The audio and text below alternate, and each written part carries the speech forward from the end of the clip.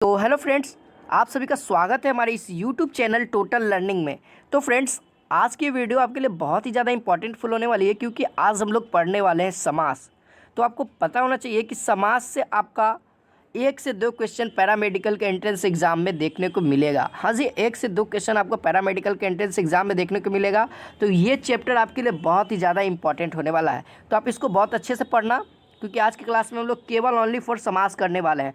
For इसके बाद हम लोग ऑब्जेक्टिव क्वेश्चन करेंगे, जो कि कल की क्लास में होगा। ठीक है, ऑब्जेक्टिव क्वेश्चन हम लोग कल की क्लास में करेंगे, जो कि समास से, ओनली फॉर समास से रहेगा। जैसा कि हमने पिछले क्लास में संधि का पहले थ्योरी किया, ठीक है, थ्योरी किया, फिर उसके बाद फिर ऑब्जेक्टिव किया। ठीक है, ऑब्जेक्टिव प्रश्न किया ना, जैसा कि कल किया था।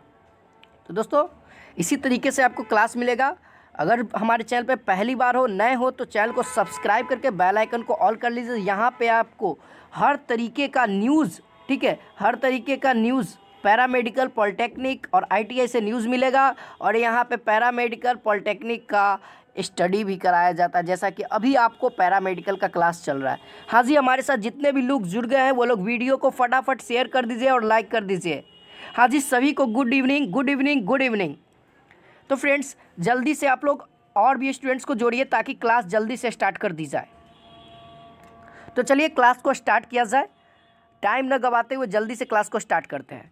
तो फ्रेंड्स देखिए, आपको जैसा कि मैंने यहाँ पे लिख दिया समास। अब समास की परिभाषा क्या है, आप लोग इसके जरिए नोट्स बना करके भी चल सकते हो, और नहीं तो आप लोग इसका पीडीएफ टेलीग्राम पे आपको मिल जाएगा। आपको प्ले स्टोर से टेलीग्राम डाउनलोड कर सर्च करना होगा टोटल लर्निंग, और उसको ज्वाइन कर लीजिए आप लोग। प्रत्येक क्लास का पीडीएफ वहीं पे मिलेगा और टेस्ट भी आपको वहीं पे होगा।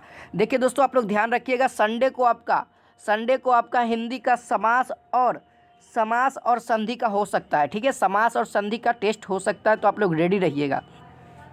तो चलिए परिभाषा पढ़ लेते। परिभाषा कहता है, दो अथवा दो से अधिक शब्दों के मिलने पर जो एक नया स्वतंत्र पद बनता है, उसे समस्त पद कहते हैं। ठीक है, दो या दो से अधिक शब्द को जब मिलाते हैं तो एक स्वतंत्र पद बनता है, जिसको हम लोग क्या कहते हैं, समस्त पद कहते हैं। ठीक है, और इस प्रक्रिया को हम लोग क्या कहते हैं, समास कहते हैं। ठीक है, जो पद बन गया तो उसको हम लोग क्या कहेंगे, समस्त पद कहेंगे। लेकिन उस प्रक्रिया, उस पद को बनाने में जो प्रक्रिया लगा, उसे हम लोग क्या कहते हैं, समास कहते हैं। ठीक है, और आपको जो पैरामेडिकल के एंट्रेंस एग्जाम में क्वेश्चन आता है, वो इसके भेद से आता है। ठीक है, वो इसके भेद से आता है, जैसा कि मैं अभी दिखाने वाला हूँ। आप लोग बस वीडियो के साथ आप लोग बने रहो। हाँ जी, और लाइक नहीं किया तो लाइक कर दो, सब्सक्राइब बटन को दबा करके घंटी के आइकन को ऑल कर लेना। ठीक है, घंटी के आइकन को ऑल कर लेना। चलिए, समास होने पर बीच की विभक्ति, शब्द तथा और, ठीक है, और आदि अवयवों का लोप किया जाता है। ठीक है, जैसा कि हम लोग एग्जाम्पल में करेंगे दोस्तों। देख ले, जैसा कि आपको पहले मोटा मोटी यहाँ पे देख लीजिए। समास होने पर बीच की विभक्ति, ठीक है, विभक्ति हो या शब्द हो या और हो, आदि अवयवों का लोप हो जाता है। जब एक पद जुड़ता है, दूसरा पद, दो पद जुड़ता है, तो बीच में का जो यहाँ पे मिलेगा आंसर, वो खत्म हो जाएगा। इसको हम लोग एग्जाम्पल से समझेंगे, अभी एग्जाम्पल नहीं है, तो इसीलिए यहाँ पे देखिए, समास की विशेषता निम्नलिखित है। नीचे में एग्जाम्पल आपको मिलेगा। समास में दो पद का योग होता है। ठीक है, दो पद मिलकर एक पद का रूप धारण करते हैं। ठीक है, यहाँ से कुछ विशेषता मैंने लिख दिया है। और जो तीसरा है, दो पदों के बीच की विभक्ति का लोप हो जाता है। ठीक है, जैसा कि मैंने बताया। जैसे मान लीजिए एक क्वेश्चन ले लेते हैं। तो देखिए, जैसे कि एक एग्जाम्पल ले लेते हैं, राजा का बेटा। ठीक है, यहाँ पे एग्जाम्पल मैंने लिया है, राजा का बेटा। तो देखिए, यहाँ पे इसको कह सकते हैं, राजा का बेटा क्या हो जाएगा, राजपुत्र भी कह सकते हैं। ठीक है, तो यहाँ पे क्या हो गया, राजा का पुत्र, यहाँ से लेकर के चलिए, राजा का बेटा एक ही हुआ, तो राजपुत्र कह सकते हैं। तो यहाँ से का लोप हो गया, ये विभक्ति चिन्ह हो गया। यहाँ पे आपको एक तरह से एक और एग्जाम्पल ले लेते हैं आपके जरिए। जैसे आपको कभी कभी दिखा होगा, दाल और रोटी। ठीक है, दाल और रोटी। ठीक है, तो दाल रोटी में क्या हो जाएगा, यहाँ पे जब समस्त पद निकालिएगा, तो यहाँ पे दाल हो जाएगा, यहाँ पे दाल डैश रोटी रहेगा। इसी तरीके से एक ही वर्ड में कन्वर्ट हो जाएगा, यहाँ से और ख़त्म हो जाएगा। ठीक है, समझ में आ गया कि दो पदों के बीच विभक्ति का लोप हो जाता है। दो पदों में कभी भी पहला पद प्रधान तो कभी दूसरा पद प्रधान होता है, दोनों पद कभी प्रधान होता है। ठीक है, तो ये जो एग्जाम्पल चौथा आपको दिख रहा है, ठीक है, कि दोनों कभी किसी डिफिनेशन में पहला पद प्रधान होगा तो किसी के डिफिनेशन में दूसरा पद होगा, तो कभी के दोनों होगा। दोनों वाला भी हमने किया कि दाल और रोटी। आपको सब आगे आपको क्लियर करूंगा। अभी आपको बहुत मन में डाउट चल रहा होगा कि कैसे होगा। देखिए, अब जो पांचवा है, समास होने पर संधि भी हो सकती है किंतु ऐसा अनिवार्य नहीं है। देखिए, समास करेंगे, ठीक है, समास करेंगे तो संधि हो सकता है, लेकिन ये नहीं है कि एकदम समास होला पर एकदम 100% संधि होगा। संधि नहीं भी हो सकता है दोस्तों, ठीक है। तो देखिए, ये सब कुछ को जानना पड़ेगा। जैसे कि आपको समस्त पद अभी पहले जान लिया, दो या दो से अधिक मिले हुए स्वतंत्र पद को हम लोग समस्त पद कहते हैं। जैसे राजमार्ग, राजपुत्र, दशानन, ठीक है। अब समास का विग्रह, आपको विग्रह से भी क्वेश्चन आता है, ठीक है। दो या दो से अधिक मिले हुए पदों को पृथक करना समास विग्रह कहलाता है। जैसे माता पिता, तो विग्रह में क्या हो जाएगा, माता और पिता। तो दोस्तों, हम लोग इस वीडियो में आपको बताने वाले हैं कि माता पिता और का कहाँ उच्चारण होगा, का उच्चारण कहाँ होगा, सभी को बताने वाला हूँ। आप लोग बस सब्र करो। देखिए, अब आ गए हैं मेन टॉपिक पे। समास निम्नलिखित 6 प्रकार के होते हैं, इसको ध्यान रखना दोस्तों, आपके पैरामेडिकल एग्जाम में आता है, ठीक है। जैसे कि पैरामेडिकल एग्जाम में आपको आएगा कि समास के कितने भेद हैं, तो आपको याद रखना है 6 भेद हैं। पिछली बार तो यानी कि 2020 में आया हुआ था कि क्रिया के कितने रूप हैं, तो आपको अगर याद होगा तो आप लोग आसानी से लिख के आएंगे। 2 भेद होते हैं, पहला सकर्मक क्रिया और दूसरा कर्मक क्रिया। तो चलिए, अब जो भेद है उसको जान लेते हैं। तो पहला आपको दिख रहा है द्वंद्व समास, दूसरा है द्विगु समास, तीसरा है कर्मधारय समास, चौथा है तत्पुरुष समास, और पांचवा है अव्ययी भाव समास, और छठा लिया है मैंने बहुब्रीहि समास। तो चलिए, जो सबसे पहला है उसको पढ़ लेते हैं।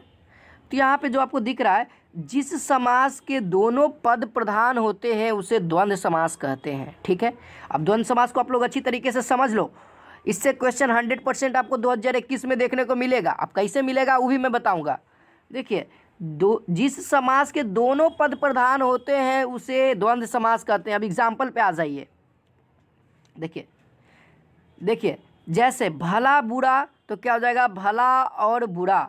दाल रोटी, तो दाल और रोटी। तो देखिए, यहाँ पे दोनों पद प्रधान कैसे हुआ। अगर आप लोगों को कोई दाल दे दे खाने के लिए, तो आप लोग क्या कहिएगा, रोटी नहीं मिलेगा तो खा पाइएगा, नहीं खा पाइएगा। अगर रोटी दे देगा आपको और कहेगा कि ऐसी खाइए, अगर दाल नहीं देगा तो आप लोग खा पाइएगा, नहीं खा पाइएगा। तो यानी कि इसमें दोनों पद प्रधान है, तो यानी कि दोनों आपको मिलता है तो अच्छी रहेगा, अच्छा से रहिएगा। इसी तरीके से माता और पिता में, तो माता भी प्रधान है और पिता भी प्रधान है, तो इसमें दोनों पद का है। अब द्वंद्व समास का अगर विग्रह आ जाए, ऐसे माता और पिता का विग्रह करें, तो आपको ध्यान रखना है द्वंद्व समास में और का उच्चारण करना। जैसा कि मैंने यहाँ पे लिखा है, इस समास के विग्रह के बीच में और, तथा, अथवा या आदि योजना शब्दों का प्रयोग किया जाता है। तो यहाँ पे आपको देखिए, जब समस्त पद ये रहेगा भला बुरा, बीच में डैश रहेगा, तो आपको समझ लेना है कि द्वंद्व समास का। और द्वंद्व समास में विग्रह कैसे करते हैं, तो बीच में खाली और लगा दो, सेम टू सेम वही लिख दो, और डैश के जगह पे क्या लिख दो, डैश के जगह पे और लिख दो, ठीक है। समझ गए होंगे आप लोग, आशा करता हूँ समझ में आ रहा है। अगर वीडियो पसंद आ रहा हो तो लाइक ज़रूर करना, फटाफट लाइक कर दो आप लोग। हाँ जी, जो दूसरा आपको है द्विगु समास। हाँ जी, द्विगु समास और भी आसान है, इससे भी क्वेश्चन आपको आता है। तो देखिए, इसका पहले डेफिनेशन पढ़ लेते हैं। तो जिस समस्त पद में पहला पद संख्यावाचक हो, ये पढ़ने वाली ध्यान देने वाली बात है कि जिस समस्त पद में पहला पद संख्यावाचक विशेषण हो, अथवा जो समस्त पद किसी समुदाय की सूचना देता हो, वह द्विगु समास कहलाता है। तो यहाँ पे आपको मेन रूप से ध्यान देना है कि पहला पद क्या है, संख्यावाचक हो, ठीक है। तो चलिए इसका समस्त पद देख लेते हैं। तो पहला एग्जाम्पल आपके सामने है पंचवटी। तो यहाँ पे आपको प्रथम पद देखना है, तो देखो पंच, तो पंच से आपको यहाँ पे ध्यान आना चाहिए 5, तो ये क्या है, संख्यावाचक है। तो इसमें क्या लिखना है, इसका भी विग्रह कैसे करना है। तो देखिए, द्विगु समास का विग्रह कैसे करना है, तो द्विगु समास का विग्रह करने के लिए डायरेक्ट आपको खाली समूह लगा देना है, ठीक है। जैसे पंचवटी, तो 5 वटों का समूह। इसी तरह से त्रिलोक, आगे में, तो त्रि मतलब क्या होता है, 3, तो 3 लोकों का समूह बाकी सब में जोड़ देना है। जैसे पंच तत्व, यानी पंच मतलब 5 आपका आ गया, तो क्या हो गया, 5 तत्वों का समूह। इसी तरीके से आ जाएगा पंचांग, तो 5 अंगों का समूह। इसी तरीके से आप लोग तोड़ सकते हैं दोस्तों, ठीक है, आशा करता हूँ आपको समझ में आ रहा होगा। आज की क्लास बेहतर है कि नहीं, कमेंट सेक्शन में बताइएगा। हाँ जी, आशा करूँ मैं आपको और डीपली समझाऊँ, हाँ जी, डीपली एक्सप्लेन आपको बहुत अच्छी तरीके से करूँ। चलिए, जो अगला आता है, कहता है तीसरा नंबर, कर्मधारय समास। हाँ जी, कर्मधारय समास क्या है? तो यहाँ पे देखिए, जो पहले डिफिनेशन पढ़ लेते हैं। जिस समस्त पद के खंड यानी कि प्रथम पद विशेष विशेषण अथवा उपनाम या उपमेय होते हैं उसे कर्मधारय समास कहते हैं। तो यानी कि सिंपली बात है यहाँ पे समझना, कर्मधारय में क्या होता है कि किसी चीज़ की विशेषता बताता है। ठीक है, किसी चीज़ की विशेषता बताता हो। यहाँ पे विशेष से लिखा हुआ है, जैसा कि विशेषण विशेष से। तो यहाँ पे देखो एग्जाम्पल से आप लोग समझो, चंद्रमुखी। तो यहाँ पे आपको विग्रह में आपको थोड़ा सा सोचना पड़ेगा। ठीक है, चंद्रमुखी यानी कि मुख किसके समान है? चंद्र के समान है। इसी तरीके से आपको विग्रह करना है समान के रूप में। ठीक है, किसके रूप में? समान के रूप में। जैसा कि मैं यहाँ पे चंद्रमुखी का विग्रह कर रहा हूँ, चंद्रमुखी का क्या विग्रह हो जाएगा? तो चंद्र के समान। ठीक है, क्या यहाँ पे थोड़ा सा मेरे पास, मैं टैब नहीं यूज करता हूँ दोस्तों, ये मोबाइल में रिकॉर्डिंग हो रहा है इसलिए अच्छी तरीके से लिखा नहीं पा रहा होगा। चंद्र के समान मुख। ठीक है, चंद्र के समान क्या होगा? मुख, इसका विग्रह हो जाएगा। इसी तरीके से लाल मिर्च यानी कि लाल मिर्च। ठीक है, जैसे अब यहाँ पे देखिए, जो मिर्च है वो क्या है? लाल है, यानी कि मिर्च की विशेषता बता रहा है। तो इसी तरीके से आपको कर्मधारय समास को पहचानना होगा।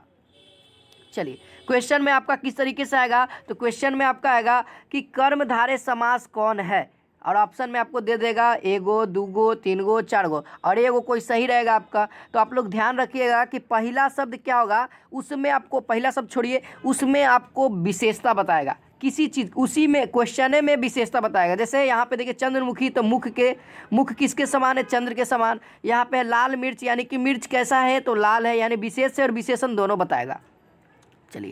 चलिए अगला क्वेश्चन देख लीजिए। यहाँ पे विग्रह कुछ और भी एग्जाम्पल मैंने लिख दिया। चरण कमल, तो क्या हो जाएगा? चरण कमल रूपी चरण। काली टोपी यानी काली है जो टोपी, इस तरीके से आपको विग्रह करना है। लाल रुमाल, तो लाल है जो रुमाल, इस तरीके से आपको विग्रह करना है। और जो अगला आता है तत्पुरुष समास, सबसे मोस्ट इम्पॉर्टेंट समास का यही रूप है, इसी से सबसे ज़्यादा क्वेश्चन आता है। तो कहता है जिस समस्त में दूसरा पद प्रधान हो। ठीक है, जिस समस्त पद में दूसरा पद प्रधान हो और प्रथम पद कारक चिन्ह का लोप हो तो उसे तत्पुरुष समास कहते हैं। अब देखिए कैसे यहाँ पे देखिए, विग्रह से आपको समझ में आएगा इसका। देखिए, जैसा कि मैंने अभी एग्जाम्पल में आपको बताया था, राजा की कन्या है। तो यहाँ पे देखिए आपको विभक्ति चिन्ह आ गया। बीच में अगर विभक्ति चिन्ह आ जाता है तो सिंपली आपको कहाँ चल जाना है? तत्पुरुष समास में। और विभक्ति चिन्ह को हटा करके आपको सुटेबल वर्ड बना देना है। जैसे राजा की कन्या यानी कि राज्य कन्या, सुटेबल वर्ड है। अब देखिए अगला जो है हमारा जलमग्न यानी कि जल में मग्न। अगला है वातपीत यानी कि वात से पीत। अब देखिए, जो विभक्ति आपको लगाना है, कौन कौन सा विभक्ति लगाना है? तो तत्पुरुष समास में यही 8 विभक्ति लगते हैं, यही 6 विभक्ति लगता है, 8 नहीं 6 गो लगता है। जो कि कारक में है कर्म तत्पुरुष यानी को होता है, करण तत्पुरुष से होता है, संप्रदान तत्पुरुष के लिए होता है, आपदान तत्पुरुष से होता है यानी पृथक में, और संबंध तत्पुरुष में क्या होता है? का के की हो जाएगा, और अधिकरण तत्पुरुष में पर का इस्तेमाल किया जाएगा। तो आपको यही सब पूछा जाएगा इसमें। और विग्रह करने के लिए आपको मैं बता दें, विभक्ति चिन्ह हटा दो और सुटेबल वर्ड जोड़ दो। जैसे कि राजा की कन्या, तो राजकन्या हो गया। चलिए, जो अगला आता है अव्ययी भाव समास। हाँ जी, अव्ययी भाव समास, इसको भी हम लोग पढ़ेंगे। जिस समास में प्रथम यानी कि पूर्व पद अव्यय हो, यानी कि प्रथम पद आपको क्या दिखे? अव्यय दिखे, तो और उत्तर पद के साथ जुड़कर पूरे पद को अव्यय बना देता है तो उसे अव्ययी समास कहते हैं। हाँ जी, तो यहाँ पे देखिए जो अव्ययी समास क्या है। तो देखिए, जब पहला पद में अगर अव्यय जुड़ के पूरे को अव्यय बना देता है तो उसे हम लोग क्या कहते हैं? अव्ययी समास। अब अव्ययी मतलब समझिए क्या होता है। अव्ययी मतलब बेकार, यानी कि उसका कोई अर्थ ना हो। ठीक है, कोई अर्थ ना हो। तो देखिए यहाँ पे मैंने एग्जाम्पल में लिया है आमरण। आमरण क्या है? आमरण है क्या, अव्ययी भाव समास है, समस्त पद है ये आमरण। इसका जब विग्रह करेगा तो क्या हो जाएगा, मरण पर्याप्त, मरण पर्याप्त। और जो प्रतिदिन अगला आता है ये भी आपके इंट्रेंस एग्जाम में पूछा गया है, ठीक है, प्रीवियस ईयर है। तो प्रतिदिन का अव्ययी भाव समास से आपको ध्यान रखना है। और इसको तोड़ना कैसे, विग्रह कैसे करना है, तो दीन दिन इति, यहाँ पे इति छूट गया दोस्तों, दीन दिन इति, या आप लोग प्रति भी लिख सकते हो, ठीक है, इति या प्रति दोनों में से कोई भी लिख सकते हो। और जो अगला है अव्ययी भाव समास साफ, साफ, तो यहाँ पे क्या हो जाएगा, बिल्कुल साफ। विग्रह में इसी तरीके से करना है दोस्तों, ये थोड़ा सा अलग है। अब देखिए, अब समझना कैसे है कि अव्ययी भाव है, जिसके आगे में प्रा, आ, यथा, सु दिख जाए तो आपको क्या कर देना है, अव्ययी भाव समास मार देना। जैसे कि प्र दिख रहा है प्रतिदिन, ये क्या आपका अव्ययी भाव समास है। आ दिख रहा है आमरण, यानी कि ये भी अव्ययी भाव समास है। इसी तरीके से यथा हो जाएगा तो यथाशक्ति भी आपका क्या है, क्या कहते हैं, अव्ययी भाव समास है, ठीक है। अब जो अगला आता है बहुव्रीहि समास, ठीक है। बहुव्रीहि समास को आप लोग डिफिनेशन को पढ़ लो, ऐसे तो आपको बहुव्रीहि समास में कोई दिक्कत नहीं होगा। जिस पद में कोई भी पद प्रधान नहीं होता है, ठीक है, कोई भी पद प्रधान नहीं होता है, अर्थात दोनों ही पद किसी अन्य संज्ञा की विशेषण होते हैं, उसे बहुव्रीहि समास कहते हैं। अब इसको आप लोग कैसे समझिएगा, जो देखिए, ठीक है, विग्रह, इसका विग्रह तो बहुत ही आसान है। पहले बहुव्रीहि समास आप लोग समझो, कौन हो सकता है बहुव्रीहि समास। देखिए, इसमें बहुव्रीहि समास वही हो सकता है जो अनोखा हो, ठीक है, क्या हो, अनोखा हो और पूरा विश्व में एक ही हो, ठीक है, अनोखा हो और पूरा विश्व में एक ही हो। जैसे भगवान हो सकते हैं, जैसा कि मैंने एग्जाम्पल में एक आध गो लिया है, दशानन त्रिलोचन। त्रिलोचन यानी लोचन मतलब आप लोग समझ गए होंगे कि आँख, 3 गो आँख किसका है भाई, तो अर्थात शिव जी के। तो इसका विग्रह कैसे कर सकते हैं दशानन का, 10 है आनन जिसके, अर्थात यहाँ पे जो है उसका लिख देना रावण। त्रि है, यानी इसको इस तरह से नहीं लिख सकते, 3 है लोचन जिसके, अर्थात शिव। लंबोदर, लंबा है जिसका, लंबा है उदर जिसका, अर्थात गणेश। इस तरीके से बहुत सारे बहुव्रीहि के एग्जाम्पल है दोस्तों। तो हमने आज ये पूरा समास को कंप्लीट कर लिया, और कल की क्लास में हम लोग ऑब्जेक्टिव क्वेश्चन को देखेंगे। तो कल की क्लास को जरूर ज्वाइन करिएगा। और अगर आप हमारे चैनल पे नए हो, पहली बार हो, तो चैनल को सब्सक्राइब करके बेल आइकन को ऑल करके जाइएगा। और यहाँ पे आपको प्रतिदिन शाम में 8 बजे से क्लासेस मिलती रहेगी। तो जय हिंद, जय भारत।